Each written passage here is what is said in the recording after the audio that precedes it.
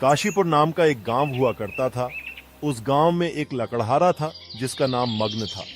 मगन के 5 साल का बच्चा था जिसकी मां उसे बचपन में ही छोड़कर चली गई थी।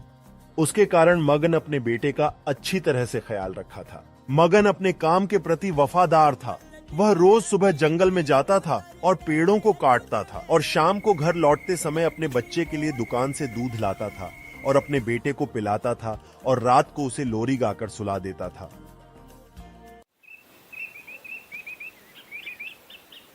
अरे पापा, आप सुबह सुबह कहाँ जा रहे हो?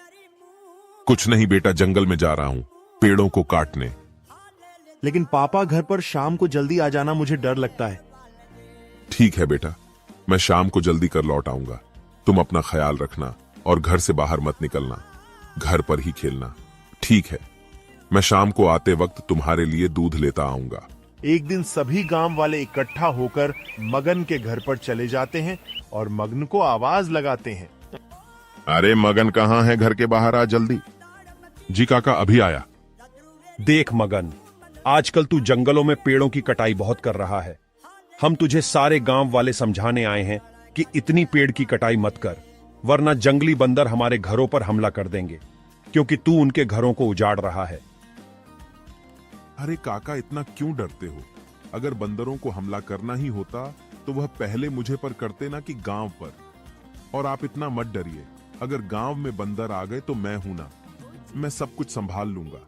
आप बेफिक्र होकर सो जाइए। गांव वाले ये सुनकर अपने अपने घर पर चले गए और सो गए। इस बात को लगभग 1 महीना हो गया, लेकिन मगन पेड़ों को काटता नहीं रुका। एक दिन गांव में एक रात को जंगली बंदरों ने हमला कर दिया और गांव वाले भयभीत हो गए।